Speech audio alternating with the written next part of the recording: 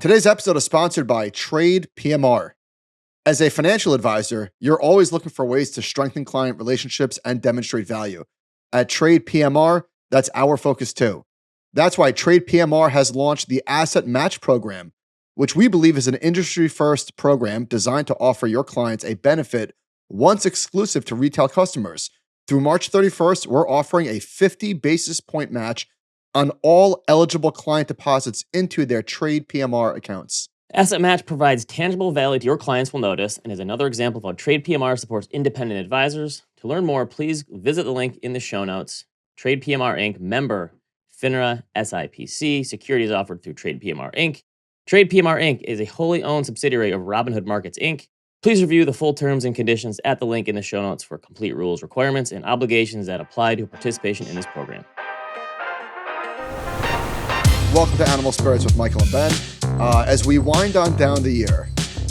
Hey, can you believe it's over already? 2025 in the books. See ya.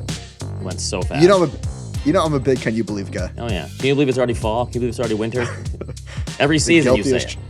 Yeah, I really can't. Can you believe Christmas is in a couple days? I can't believe. Well, when this comes out, it'll be Christmas Eve.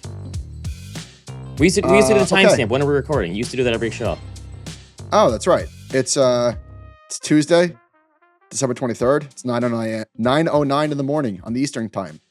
I saw, but I feel like it doesn't matter for markets because markets around the holidays do not matter. Whatever happens in the markets around the holidays, it gets forgotten or washed away. Or I guess we had the 1 year in 2018 where remember the market bottomed on Christmas Eve. I do remember the Mnuchin bottom. No, I thought no. It was Boxer Day. Was it? Okay, I thought it was Christmas Eve. But it was a Steve Mnuchin bottom. Like we were in a legitimate bear market. That's the only time around the holidays I can remember that markets actually mattering. Otherwise, markets around the holidays don't matter. They shouldn't be open, really, if we're being honest. Yeah, that's true. We got a GDP report this morning. Did you check it out? Yeah, I got it in the show notes here. Okay. I want to talk about it. All right. Turns out it was a bizarre year for the markets, as I mentioned last week. At least it felt weird. But if you zoom out and you just look at the annual return for the year and you look at the maximum drawdown, we've got this snazzy chart in Exhibit A.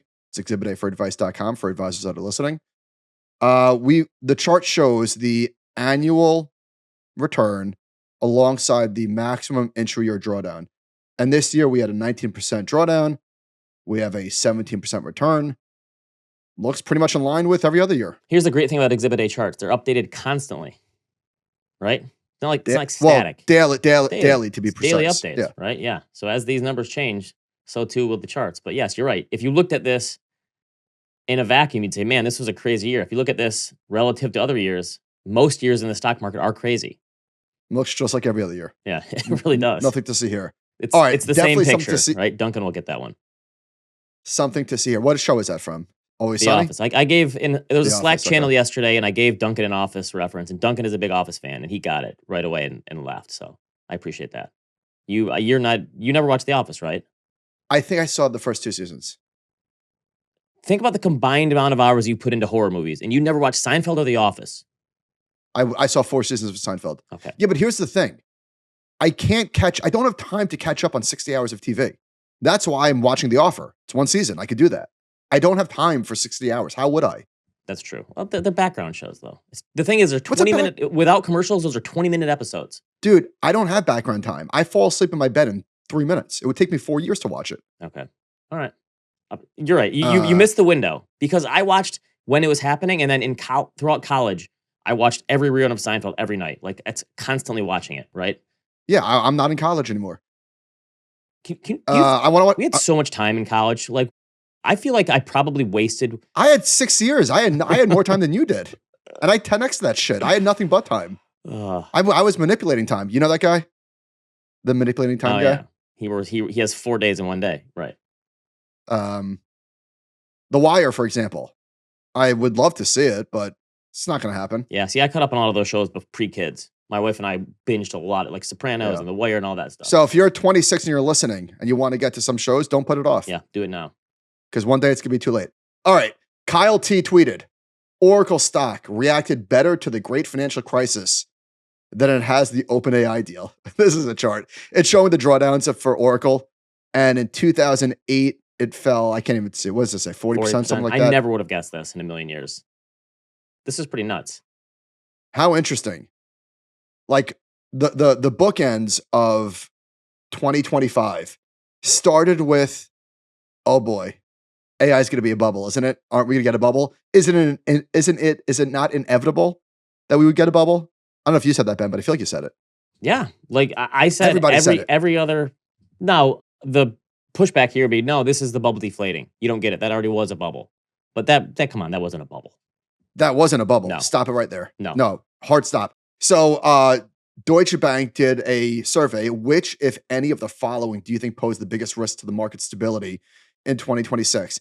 And by far the biggest response, 57%, said tech valuations plunge, AI enthusiasm wanes. Now, could happen. I don't want to be so cute and say, oh, if everybody's worried about it, then it can happen. But I will say, if everybody's worried about it, it probably won't happen. I mean, usually the big risk is something that we don't see coming. But I guess you could say that sometimes it is like the most obvious thing. It just, that's what it is, right? Sometimes it is. Yeah. But like everybody's already soured so dramatically on AI. Last week, Oracle, the FT reported Oracle's largest data center partner, Blue Owl Capital, will not back a $10 billion deal for its next facility. Concerns about rising. I mean, this is great. The market is seriously pushing back, which I think is the best possible setup heading into 2026 and beyond. I see the second one here, new Fed chair pushes for aggressive cuts and causes market turmoil. I mean, that's just people like reaching for a risk. I mean, yeah, come on. How would aggressive rate cuts cause market turmoil? Some of these other ones, I feel like these are made up. So our friend Todd Sohn posed a question. He's showing the 10 largest weights of the S&P, and it's 40%. Okay. So Todd said, the question that we'd ask coming into 2026 is this: what comes first, 50% or 30%? 50. I would agree. Now, I don't think either of those happen in 2026. It would have to be so dramatic. That's a big move. You're right. I mean, it would have to be them. Well, I guess you could do the math. I don't want to say what it would be like I think that'd be like a 3 or 4 year, 5 year thing. Yeah. Yeah, but 30 wouldn't surprise me either.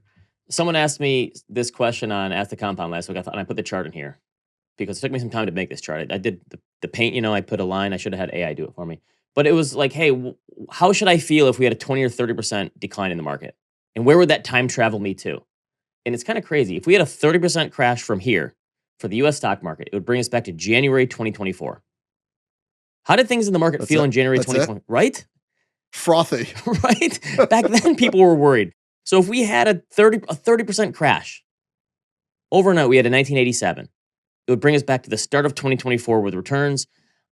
And it doesn't seem to me like people were that unhappy in 2024. How unhappy would they be, though? Very unhappy if that happened. Yes, I say this every time we talk about this. If you told me that we would have a 30% decline and it would like stop there, I think most people could live with that. In fact, if you're an equity investor, you got to be able to. That was my point. And this person would say, "Hey, I'm still dollar cost averaging." That would have to be a good thing for me, right? And I said, "Yeah, of course." Phenomenal. But the thing is, like, it doesn't work like that because if we fell 30%, well, what if we fall 50%? Yes, that'd be the worry. And that's what happened in 1987. People thought there was a depression. All right, Bank of America has this chart. U.S. mid caps trading at a PE of 15 versus an S&P 500 of 2022 or of 22. And this is the forward PE, and it's showing that this is about as low as it's been going back to the mid-90s. The relative ratio of the valuations. And is it too easy to say small and mid caps are the next international in 2026? Right? International stocks, because the valuations were so low and it had all these things going again. It didn't take much good news for international. It was a coiled spring, right? Took off.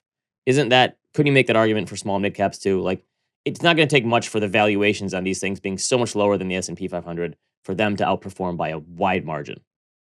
Sure could happen. But I think there needs to be a catalyst, like people souring on the AI trade even further. Don't you think the catalyst is lower rates though? Because these companies got hurt by higher rates. Yeah. I think this seems like almost too obvious to me. Well, but if you look at that line, yes, it is low, the lowest, I guess technically, but it's been at that 0.7 mark for 3 years. Yes, you're right. Yes. And you could have said this for the last 7 years, essentially. Yeah. Anyway, what a year. What a year it's been. Did you know, this might surprise you, a chart can make this. More stocks doubled in 2025 than in any year since when? Take a guess when. And I honestly don't know the answer, so I'm going to reference this. 2017? Good guess. Good answer. How great is Family Feud? I would have been awesome on that show. Um, I used to watch it all the time. I was great. I always had the answers. It's true. I feel like that's the type of show that everybody says that they're good at. Then you get there in Look, front of the lights and you freeze and forget all the. I think I might be the person that chokes if I'm being honest. But here's what I'm genuinely, I'm talented at Wheel of Fortune. Okay, see, I'm not All as jokes aside. good as that. Like the for whatever reason I have the blanks. I don't do that great at Wordle and such. Okay, well, I'm like Zach Galifianakis on Wheel of Fortune. I see it. So wait, what's the answer then? Oh, good question. The answer is 2013. How about that? Okay, which was when the market finally hit new all-time highs again. 13 stocks doubled. So 2017 was an interesting year. That was the year where it was just straight up and to the right? No drawdowns. There was like a 2.5% drawdown. Yeah. Only 3 stocks doubled that year. Okay, so that was more of a stair step. And in 2021, which was a mania, was it not? Yeah. 12 stocks doubled. This is for the S&P? Yeah. Okay, so how many did this year so far? 13. Okay. That does seem like a lot. Right? Like double? That's a big number. Okay. Interesting. All right.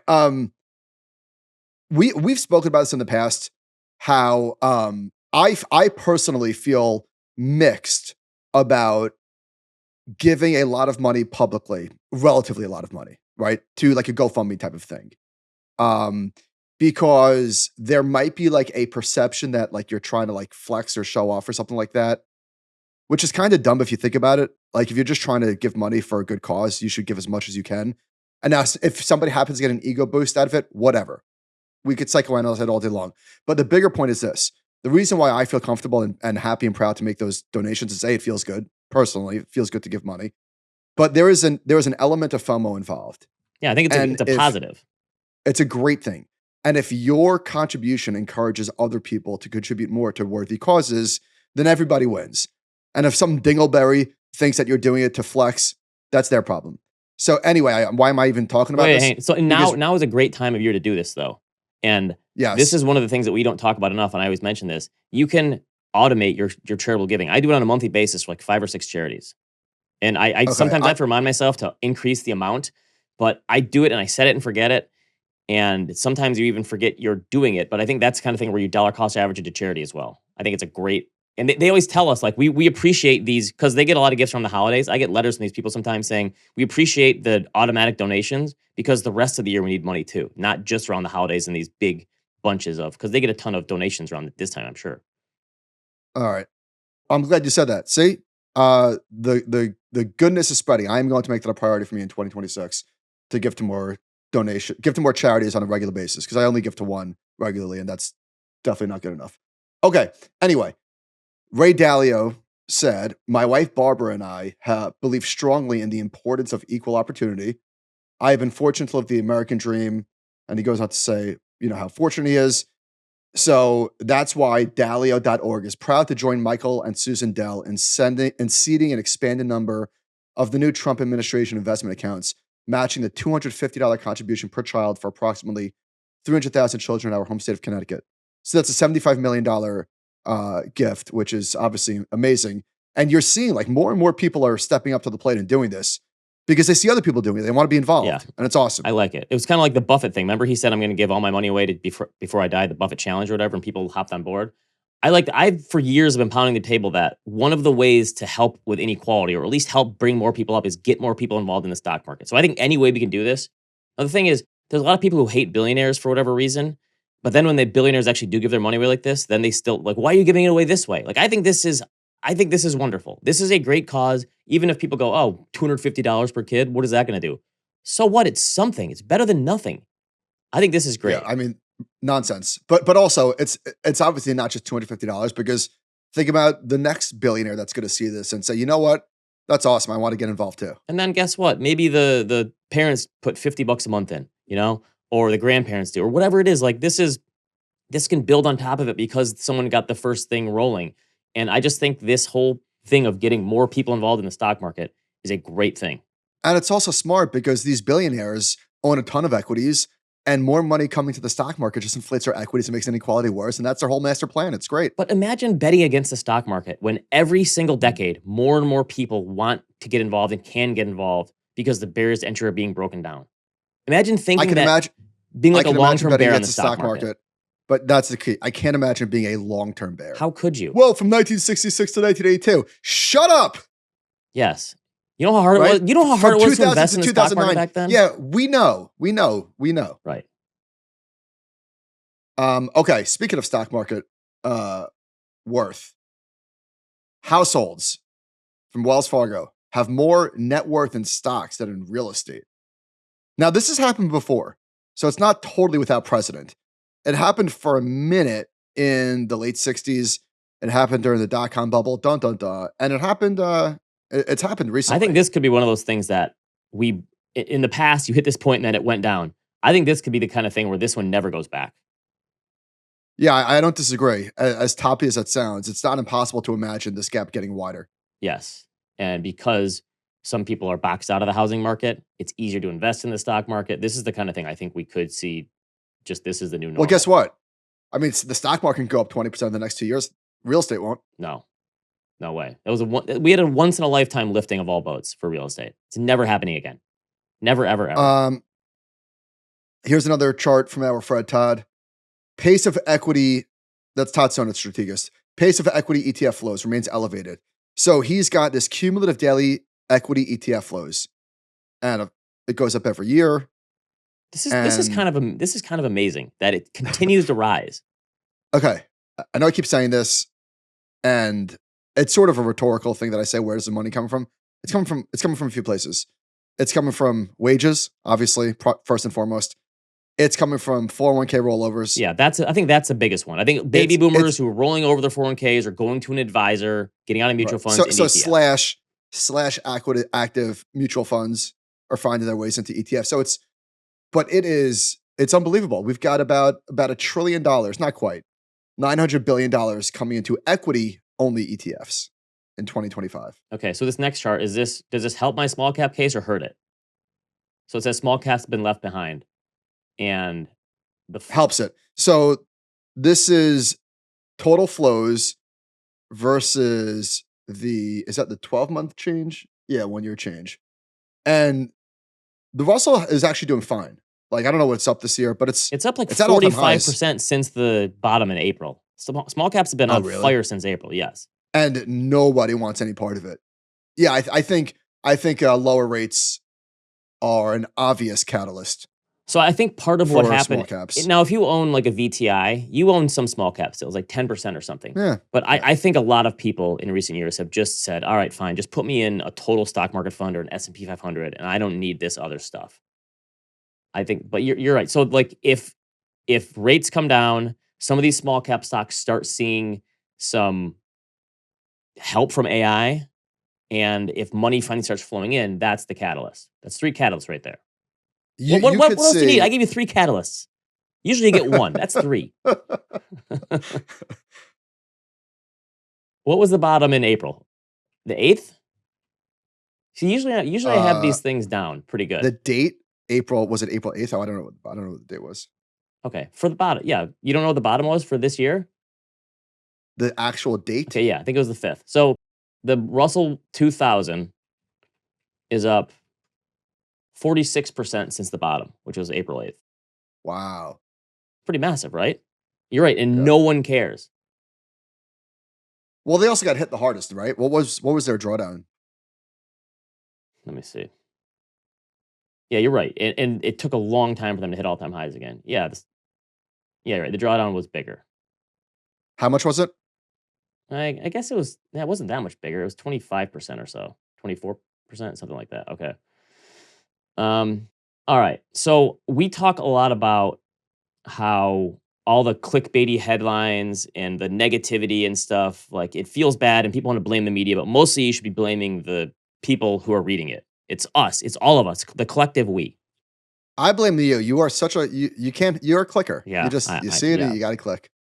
We complain, but if people are reading it, they're going to keep doing it, right? And you have to blame the people who are consuming it. And I think that's the same thing with ETFs. We complain about this stuff like, oh, these leveraged ETFs and these single stock ETFs. And guess what? That's what people want. An alarming, this is from Morningstar. They looked at all the new ETFs. It was a record year of 750 new ETFs. Roughly half of all new ETFs were strategies that track single stocks, derivative income, defined outcomes, or digital assets. And an alarming 27% of new ETFs build their strategy around a single stock and added leverage, short exposure, or option overlays. So you complain about this stuff and say, like, people, these are weapons of mass destruction or whatever. People are going to blow themselves up doing this stuff. The volatility is crazy. You're putting 3 times leverage on a single stock. And guess what? This is what people want. And the companies are going to give it to them. I think as long as the products aren't like offensive, right? Like some of the 90% yield products that are obviously getting people into products they don't understand. Like, other than that, I guess I just don't have a problem with it. People can buy what they want. Yes, exactly. I'm saying, yeah, people complain about these things, and this is what investors or traders want, and they're gonna do it. Yeah. All right. This is another blow your face one. This is from Citadel via Daily Chart Book. Households continue to hold near record cash balances, 98th percentile historically. This is going back to 1950. So yes, we had higher cash balances in the 1950s, but look at this. This is household cash as a percentage of total financial assets. And this thing since 2020 took off like a rocket ship. Now, obviously, it helps that interest rates rose. But in a bull market, would you have assumed that we'd have record amounts of cash? I looked at this chart and I said, there's no way this is true. This can't be true. This is crazy.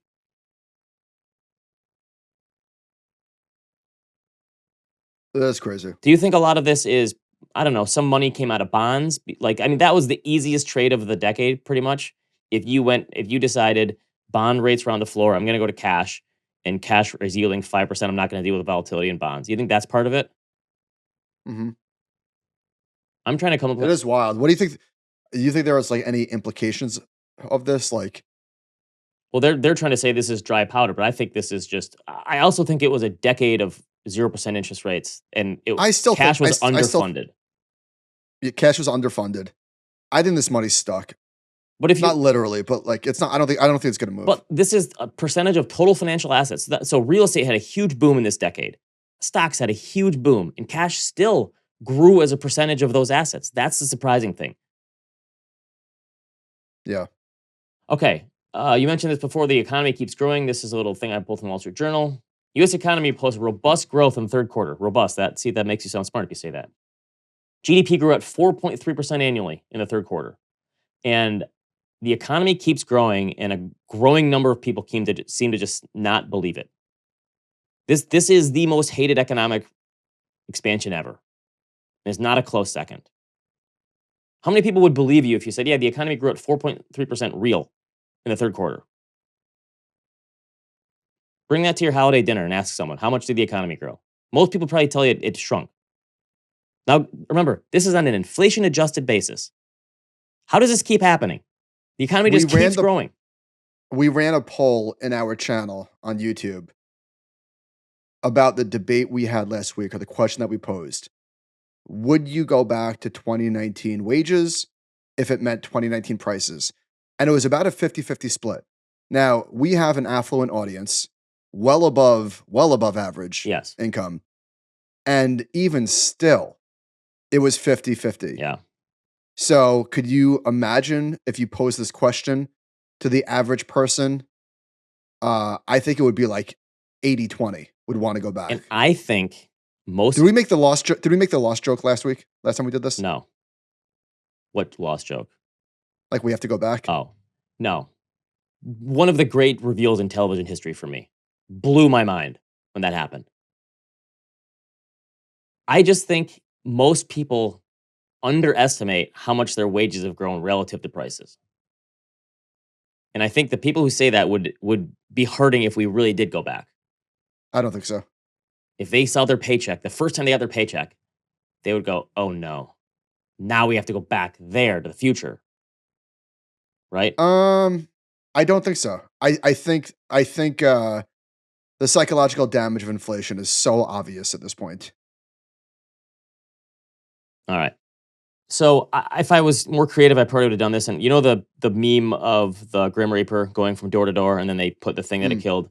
I should have done this, but so I'm oversimplifying here. But let's say in 2022, AI started right as inflation peaked at 9%. AI kind of killed inflation or helped kill inflation, the spending. 2023, AI killed recession predictions. 2024, AI swamped the housing recession. Didn't matter. We had AI. 2025, it was tariffs. What's going to matter more, tariffs or AI? AI mattered way more. 2026, I guess it's AI versus the labor market. Is AI just going to keep winning every year against these challengers? When you say win, what do you mean by AI versus the labor market? So I'm saying you had this bad thing happen in the recession that could have brought it down, right? You had these things that are happening, and it's like one of these is going to matter more. So we're either going to have a recession, or this is going to slow the economy, or no, AI is going to keep propping it up. And guess what? This whole run, and again, I'm oversimplifying. That wasn't the only reason. But will AI just keep thwarting these things? In terms through the lens of the stock market, It'll be yes. economy in terms of what's going to matter more. Like, yeah, the labor market is slowing, but why does the economy keep growing? And why does everyone keeps talking about the labor market, the labor market, the labor market, the labor market. Guess what? The economy just grew 4%. So obviously, it doesn't matter yet. The labor market hasn't mattered because of all this other stuff going on. Will AI continue to be the thing that just dominates? Yes. And it'll matter more. I kind of think AI will probably keep winning. Me too. Top. Maybe. So this chart from Charter shows that fears of recession, and I think to your point about this being a crazy year, this is Polymarket implied chance of a recession.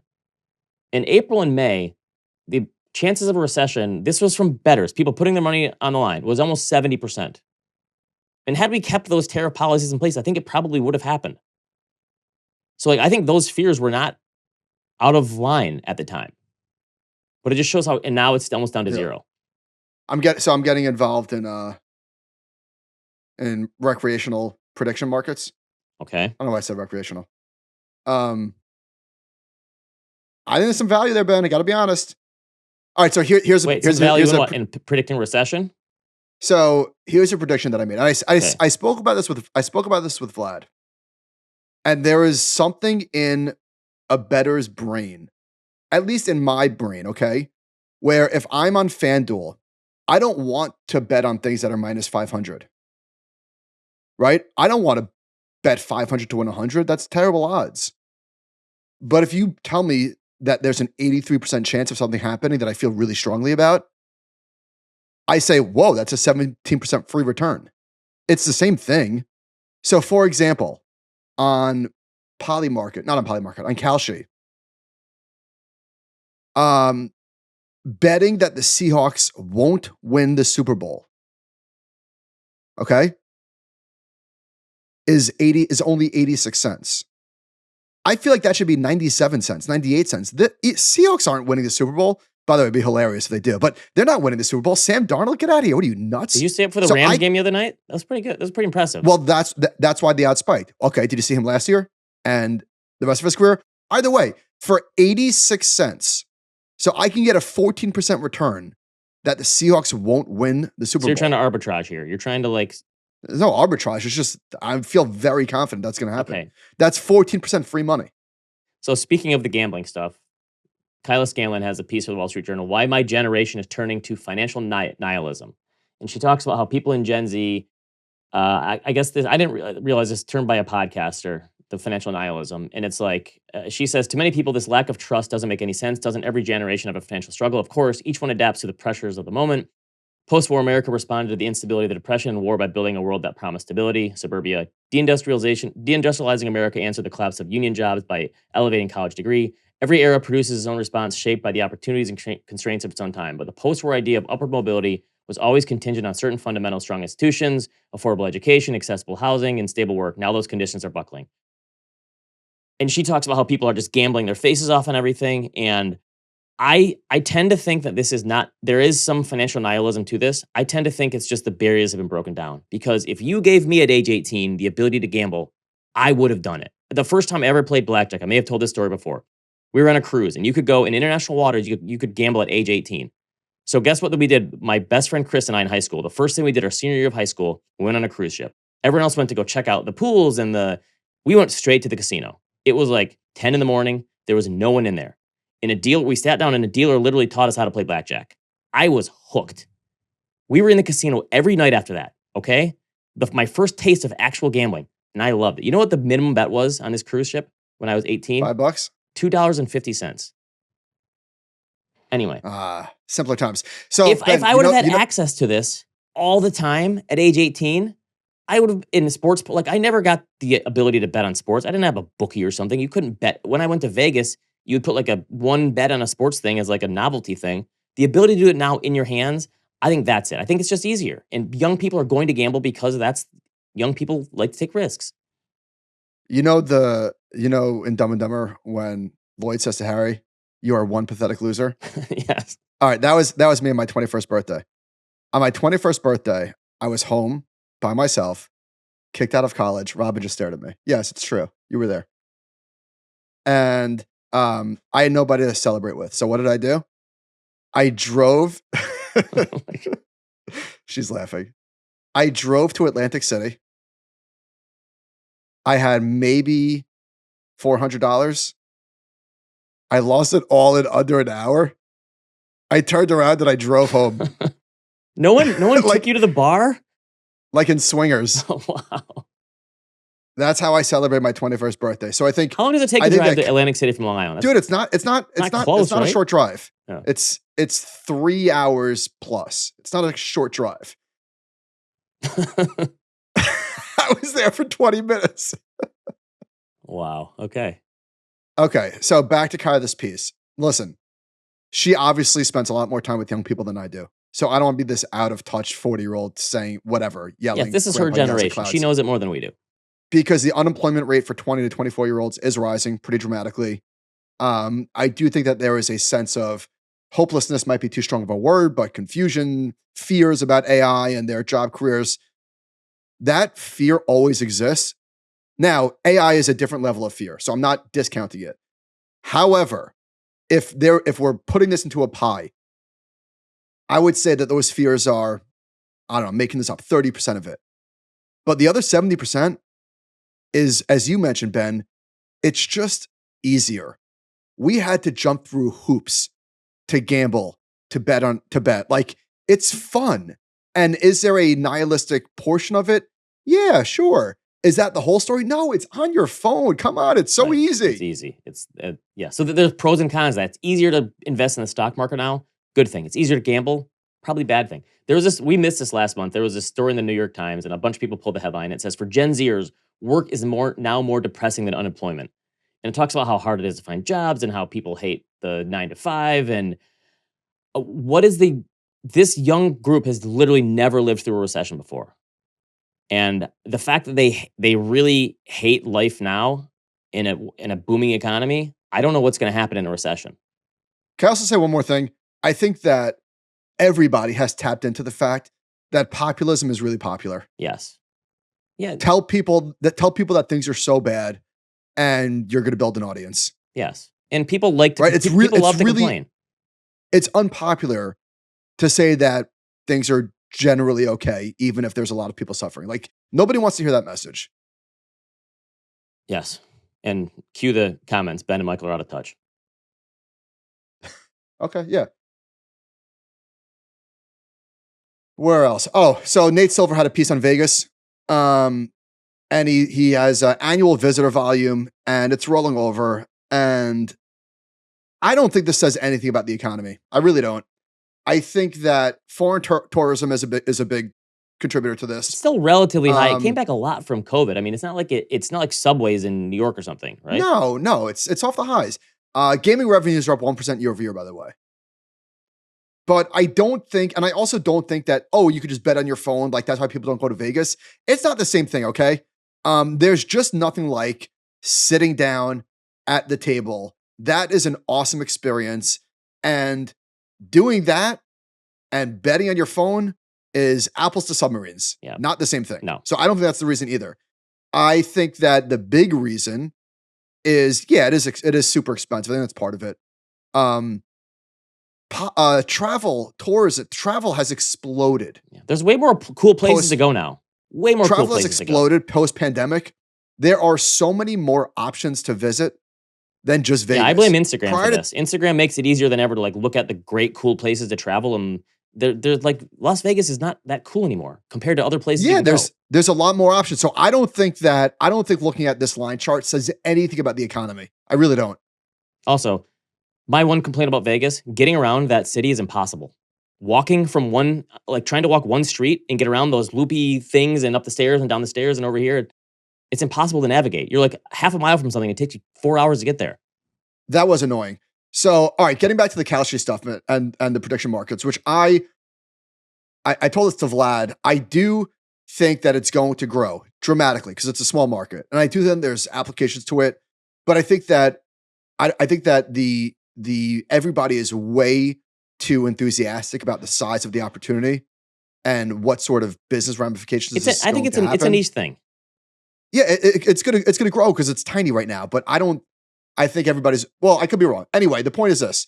Right now, it's all sports. Look at this chart from Bloomberg. It's all sports betting. Oh, yeah. See this bar chart? Yep. All right. Nobody cares about, now the election was huge, obviously, but economics, crypto, other so for example, so to bet on the pro football champion, I told you, I said no for Seattle, right? There's $61 million in volume there. That's a lot of money. $61 million. That's pretty good. Now, the Warner Brothers, who will successfully take over, I bet on Paramount, by the way. You did, okay. And I'm going to cash out. Like, I don't think that they're ultimately going to win the deal. Maybe they do, maybe they don't. But like, I bought it at 25 cents, and yesterday on the new deal, it spiked to 50 cents. But Ben, look at the volume. So I looked on this. The volume was $196,000 before, and even like an hour into it, $4,000 came into the market. So I'm guessing when you try to get it in one of these trades, the spreads are huge because there's not a lot of liquidity. Now it's $260,000. So a decent amount more came in. But it depends how much you bet. If you want to bet like $500 on an illiquid thing, yeah, you move the entire market. You're trying to be like a quant with these betting markets, it feels like. You're trying to find undervalued. You're not trying to find a winner or a loser. You're trying to find something that's undervalued. No. I think that things that you think are like a sure thing, well, there's two things. Like, I mean, the Paramount thing to me seemed at 25 cents seemed way undervalued. But if I'm going to start using this, and it's probably a waste of my time. In fact, let me take probably out. It's definitely not a good use of my time. I think the strategy that I'm going to have is things that I think are like sure things that have like an 85% chance on where you can make a 50% return, like the Seahawks not winning the championship. Now, sure, it's possible, but like I'm pretty comfortable with the risk that they're not going to win the Super Bowl. I really have a hard time seeing that happening. Okay, Michael is shorting Seattle. You heard it here first. Shorting Seattle. I'm a believer after watching them last week, maybe. All right. So you always say like don't do your content to the comment section, right? But I can't believe the overwhelming number of people every time I post something on inflation who just literally don't believe the inflation numbers, and they say because of my personal things and food at the grocery store, and we've had these conversations. But this is the reason why inflation is obviously in the ballpark. So Matt Klein has this piece. Wait, can I just say one more thing on that? I think that maybe it's an element of people not believing, like literally thinking it's fake. Like obviously that there's a big distrust in institutions and yeah. But there's also a cohort in there that says, listen, that might be the national numbers. Right. But my personal, that's the thing. But stop telling me that CPI is 3% when my costs of living are up literally 13% year over year. Yeah, of course. And also people don't actually calculate their inflation rate. Let's be honest. How many people know what their budget is? Anyway, the thing that you tie it to know inflation is in the ballpark is wages. If you look over the decades, when you have high inflation, wages are high. When you have low inflation, wage growth is low. They track almost one-to-one. The wages are a little higher, but it's pretty close. So Matt Klein has this piece, and he says, wage growth for the typical worker has been remarkably stable since April 2023, averaging about 4.1% at a yearly rate versus 2.9% before the pandemic, consistent with inflation. Inflation was lower pre-pandemic, so is wage growth. Inflation is higher now, so is wage growth. So he's saying, listen, inflation has been stable at about 3%, but wages have been growing steadily at 4% per year. That's a pretty decent bump above the inflation rate. Wages are still high. He's saying, look, this is a pretty good situation, and this is one of the reasons if wages keep growing such higher, inflation's not going to be 2%, it's going to be 3%. How about this though? This is marked out. I kind of believe this. Mark and Cullen were having a back and forth on Twitter about inflation. And Mark says, I think the whole structure of the modern economy has a disinflationary bias coming from productivity surges. Yes, many things, COVID, tariffs, whatever, can push it around, but productive disinflation seems to be a gravitational force. I think he's saying technology. So do you think in 10 years, people are going to go, wow, we were really worried about 1970s style inflation when the most deflationary force in the history of the world was coming on board? Like, I think people are going to look back at these 1970s predictions and go, you were really predicting 1970s style inflation when AI was coming? Really? I think the 1970s predictions were like, that wasn't like the consensus at all. There was a few numbskulls that were saying that. It wasn't like, I think there was a lot of people who said, like, this is it. Like, government debt out of control, deficits out of control, inflation is going to be out of control. There were people saying that, but I don't think that that was like the overwhelming amount at all. It definitely wasn't. Okay, yeah, I still see those charts that show like 1970s inflation peaked. And well, you know what? Because Larry Summers said it. True. All right. And then the media wrote about it. I just think in 10 years we're gonna go like, really? You thought inflation was gonna stay high when the most deflationary technology in history was being adopted?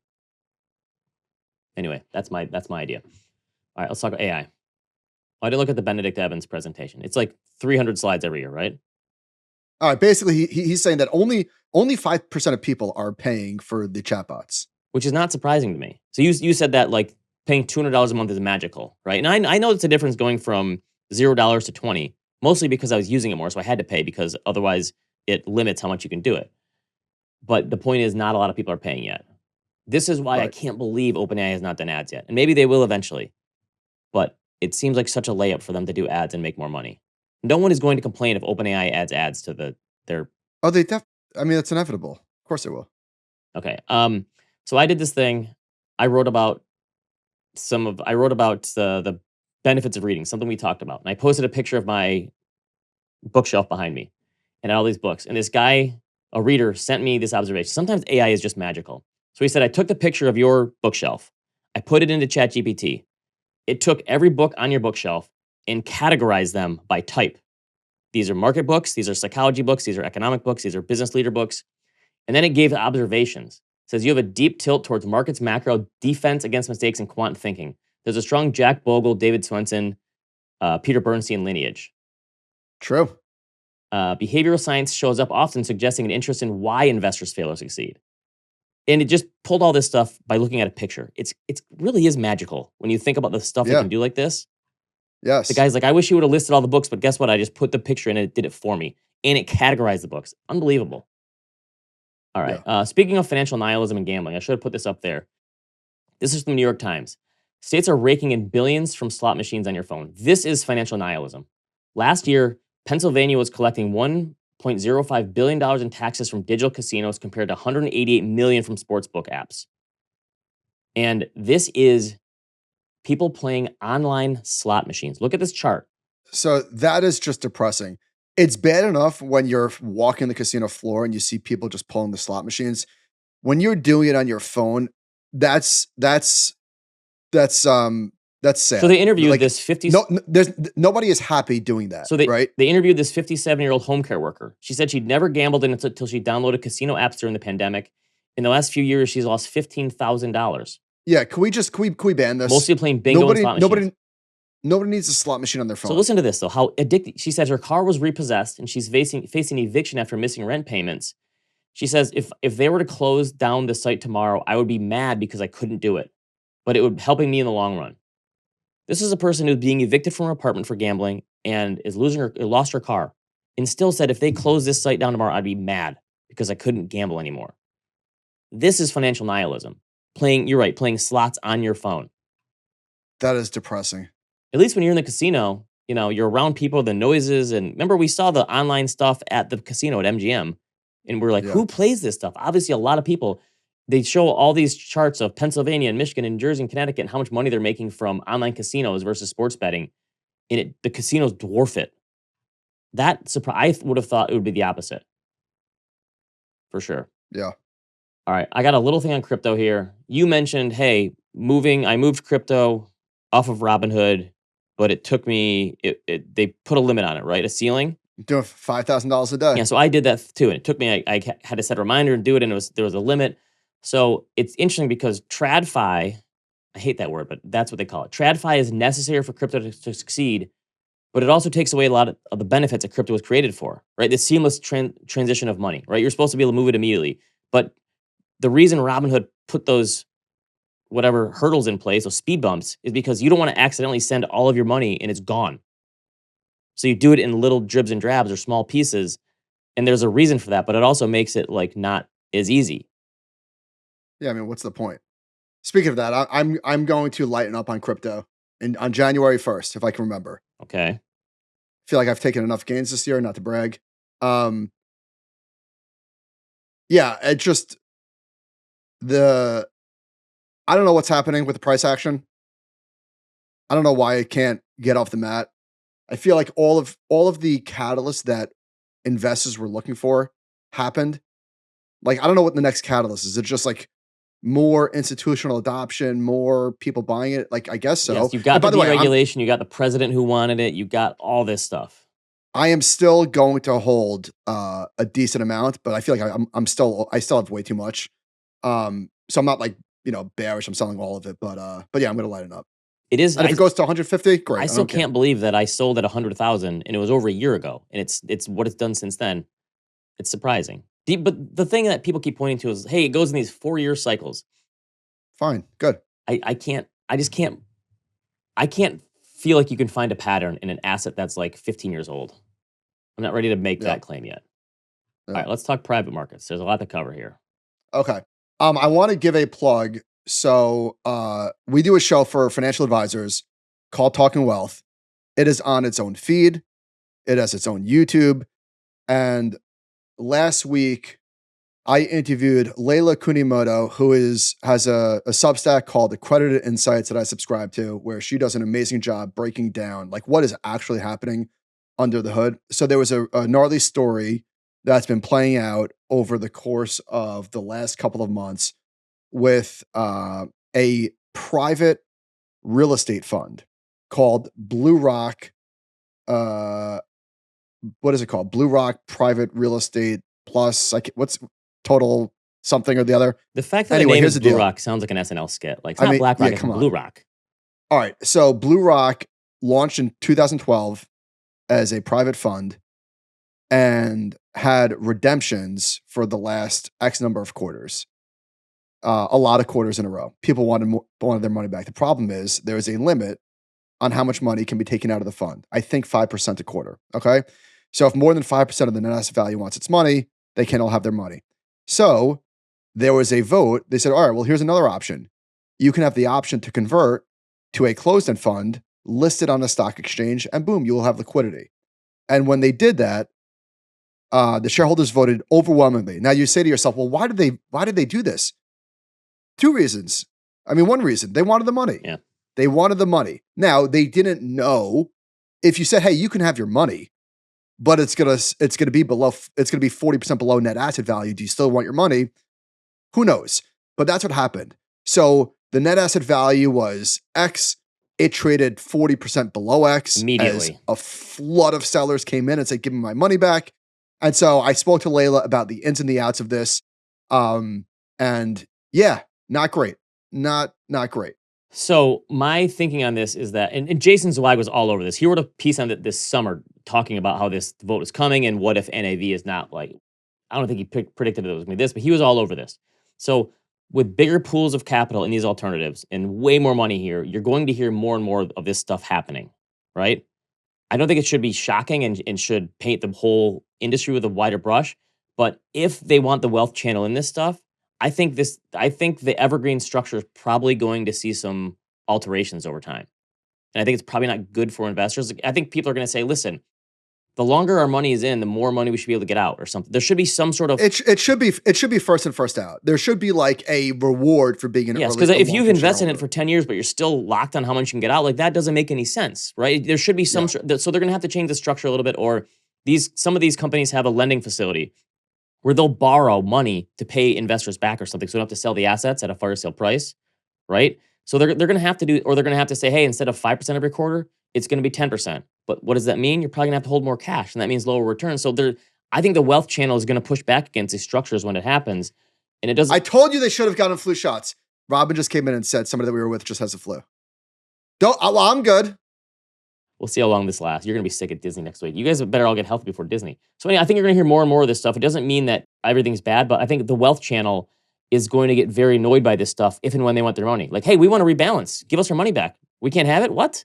So I think even though this is all laid out ahead, everyone knows this is the structure. Advisors definitely should know better. I mean, come on. Yes, I agree. So, well, but I also think that this is probably specific to a certain type of asset. Like private credit is in all the headlines. Listen, these are loans that are marked at a discount to par for the most part, right? Like, I don't think that there's going to be, I think that this is going to be less common in private credit, where it's like, holy cow, this book of loans is worth 40% less. Like, that seems unlikely. Yeah, this is the second story with real estate we've had this decade. For something like real estate, yeah, I could see that, absolutely. So the Wall Street Journal had a piece about how the BDCs is starting to turn ugly, and they talking about the discount. Like, the discount in a closed-end fund is nothing new, but they look at these BDCs and look at the discount to NAV, and you're getting some big ones in these KKR funds and Blue Owl. And what are you thinking here, man? Because I feel like you were kind of bullish on these companies before. I think you turned around and gave up a little bit, but like, are you stepping in to buy some of these things? I bought more Blackstone a couple weeks ago, when it was getting pummeled. So I think the Blue Owl story is, and I said I did say a couple weeks. I'd be very scared of them. A couple of weeks ago, when there was talk about the conversion, that the shareholder. By the way, this is a very important point. I'm glad you mentioned this. The shareholders rejected this. You know why? Because I think that the intermediaries here, it's financial advisors that said we're not doing this. Right. I don't know who Blue Rocks investors are. Right. Like, I don't know if that's more of a retail oriented group, but I think that Blue Owl is in the epicenter of this, because not only was it the BDC conversion that spooked investors, they're the biggest lenders to the hyperscalers that are turning south. I am not so Apollo is pulling in the reins. They're saying, like, we're turning a little bit cautious. I am not, and I'm making this up because I don't know, like, I'm not like a loan expert, obviously. I do not think that 2026 is going to be the year of all of these loans go sour. I just think that everyone keeps saying this is coming to the Wealth Channel, this is coming to 401ks. I think there's going to be way more pushback. I think if private markets want to be involved in these things, I think it's going to take way longer than they assume. I think advisors are going to be pushing back against this stuff, and so are their clients. The curve is going to to be very slow. That's my. Anytime one of these stories happens, I think it's going to be a little. It depends who. Like, yeah, I frankly, I've never heard of Blue Rock until this story. Neither Blackstone is reporting. It's surprising that they've been around for 12 years, and I've never heard of it either. Blackstone is reporting record flows. All right. So I do think that investors, advisors need to be super careful and subscribe to Layla's Substack. Like, she goes through, like, the distribution yields and the leverage and all of these red flags. And really understanding your time horizon too. Like, these are long-term investments. These are not short-term investments. Yeah. Okay. I asked you this before, and you said, no, save it for the show, which you say to me all the time. So we are going to Arizona to get out of the cold. We're going with a group of friends, my daughter's friends, and we're friends with the parents. We're all going to be in one house, so we'll see how that goes with 6 kids running around. But it's a VRBO, and it's a nice house. It's got a pool and everything. And 5 days before we're going, they say, hey, if you want the pool heated, it's going to cost extra. And I've never knew this up front. I said, that seems kind of excessive. And That's crazy. How much do you think per day they charge you to heat a pool? Now, just so you know, I was blown away by the amount. Per day to heat the pool, $200. $100 a day. Yeah, nuts. Isn't that crazy? Yes. Anyway, that seems a little bit of nickel and diming. All right, permission to get sentimental real quick? Sure. Okay. I love it. I love tears. No, I don't think, well, maybe. Big tear guy. So I just wanted to share this story. It's been a few months. So when my brother passed away, I must have received thousands of messages, DMs, emails from people, and I feel like I never really probably shared my appreciation enough. But I think one of the times on the show, I said, like, I'm getting these emails sharing, people pouring their heart out from strangers, and a couple people emailed us and said, hey, we've been listening to you guys forever. You don't feel like strangers to us, which was cool. Anyway, so I got a bunch of good stuff, and then I don't know, the way I explain the whole grief process is that it's like my personal VIX was at an all-time high this year, and that meant higher highs and lower lows. Like there was times when I was like my emotions were I'm a pretty contained guy. There was times when I was way higher or lower than I usually am, and I could feel it. And I'm thinking like this is not, but it was that stuff. But anyway, so probably like I think the way I explained grief is like it felt like a black cloud hanging over you. It was like this dull. And then you had told me like, listen, the hardest part is going to be when everyone else moves on, and you still feel it, right? But like 6 months afterwards, like I felt like I was in a good place, and like for some reason I had a really bad week. 6 months afterwards, I just had a bad. All the stuff flooded back. And I got like a DM and an email from listeners like the same day, the same week I was on just an off week. The feelings were back. And someone just emailed and said, "Hey, I'm thinking of you." Like 2 people. And it was like, whoa, just like out of nowhere when I needed it. And it was anyway. I think I never like just shared enough appreciation for that, but that was like I got a DM and an email the same day from 2 different people. When did that happen? This is probably July or August. Like again, 6 months after, it's just like, hey, I'm sure you're still going through it. And this is probably people who had lost someone. So like, and like, like you said, people move on. And like for whatever reason, I just had a really bad week. And someone sent me like, hey, I'm thinking about you. I'm sure you're still going through it. And why are you bringing that up now? I'm just saying thanks. I never said thanks. And okay. I don't think I shared enough appreciation. I was just thinking about thinking about the year. And it was obviously a very hard year for me, but like that kind of stuff, it really, the whole like humanity and people it was really, anyway, just wanted to say thank you to those people. Yes. The world moves on much quicker than you do. Yes. But that kind of stuff helps. So anyway. Love it. All right. Well, thank you for sharing that. That's awesome. Okay. All right, so I saw this tweet from Deadline.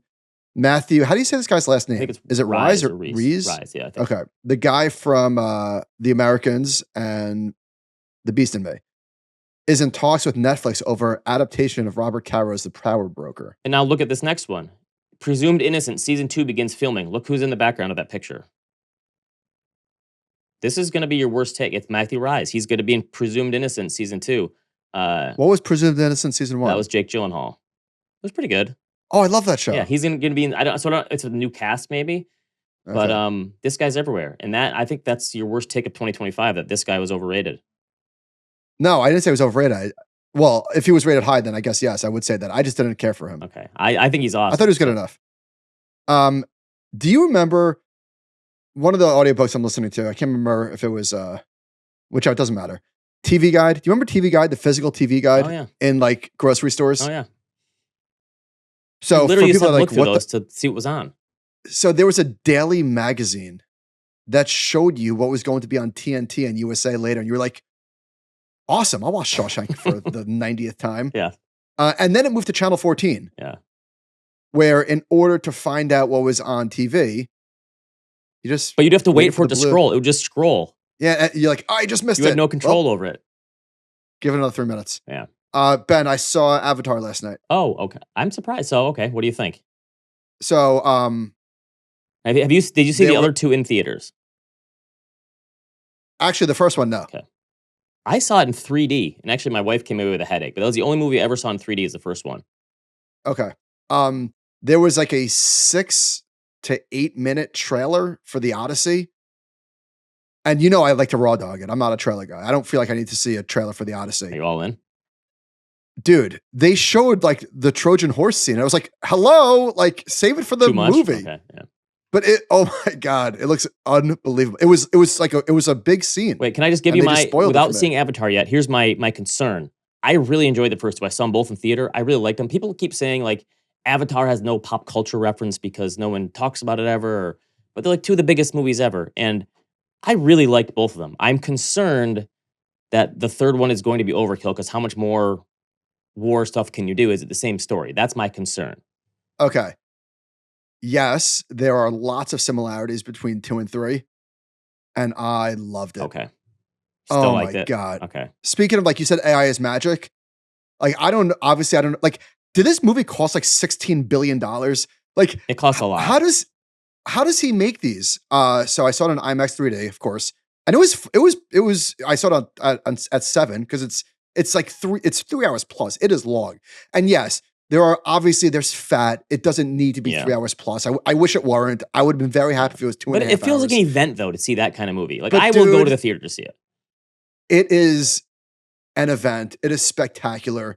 There's nothing like it. If he stops making them, I'd be perfectly Yeah. thrilled. I definitely don't need to see Obviously, another James one. Cameron is the man. But oh my God, it's so good. Okay. It is. I'm kind of surprised to hear you say that. Okay, that's good. I feel better about going to see it now. It is so good. And I love the second one and I love the third one. And yeah, it was very similar, but I don't care. I loved it. I really did. Okay, good. So wait, so you saw it in felt like a IMAX child 3D, so watching you have to it. wear the glasses still. Yeah. Okay. It's unbelievable. All right. Any other recommendations, or is that it? That's it. Okay. I got in my new Audible. I got into the Cameron Crowe memoir called The Uncool. Oh, that's on my list. So he Good? was on the rewatchable, so I listened to it.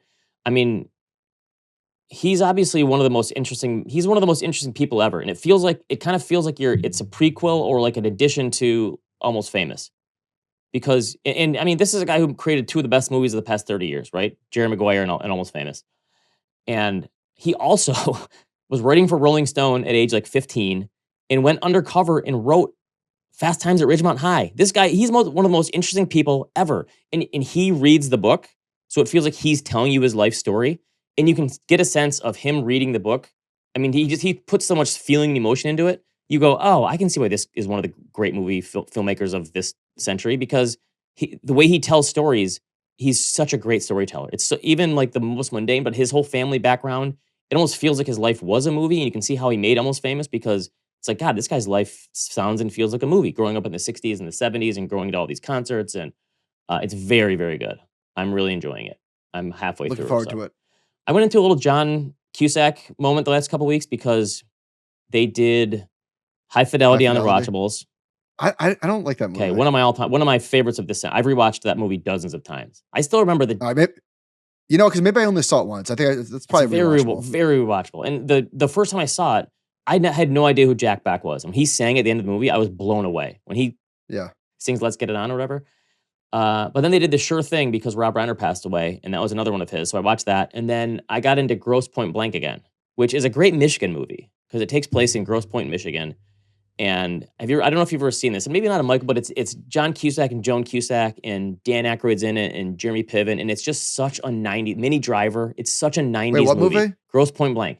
It's about a guy who goes back to his high school reunion, but he is I never saw it. But he's a contract killer. So he kills people for hire, but he goes back to his high school reunion. And it's the kind of movie where you see the tone of it and you go, oh, that's a 90s movie. For some reason, the tone of the 90s movies, they were just so like light and airy and free and easy. And even though it's a movie about a guy who kills people, it was still kind of tongue in cheek. And it's a total 90s movie, a movie that only gets made in the 90s and not today. We forgot to talk about Rob Reiner last week. Obviously, horrifically tragic and just worst thing ever. That run of, I can't remember the order. Was it A Princess Bride? Whatever the order was. Princess Bride, How I Met Sally, A Few Good Men, Spinal Tap, and Misery. Yep. Are you kidding me? Stand By Me. Stand By Me. That's right. Yes. I haven't seen Spinal Tap for some reason. And I like those mockumentaries. That's not my genre, but okay, whatever. The other ones are just. I mean, I think Princess Bride. I haven't shown that to Kobe yet. Oh, but I've shown that to my kids multiple times. That's one of my favorite movies Okay. of all time. I think that's like unanimous, right? Yeah. Like if you don't like that movie, you just stop. Just what are you doing with your life? Yes, that is one of my all-time favorites. I love it. Okay, and we'll be back next week. Somehow, some way, we'll see if you can manage. I saw Valachunas and Economic Talk tweeting about somebody shared a picture of the Magic Kingdom at night with all the fireworks. Yeah, and I remember that when I went the first time. I was like, oh boy, I'm not looking forward to that. It's just there's so many people. But I was thinking, you get used to it. When are there not a lot of people at Disney? Yes, exactly. And there is a capacity, right? Yes, exactly. And obviously during the holidays, they're at 100%. They sell it every ticket.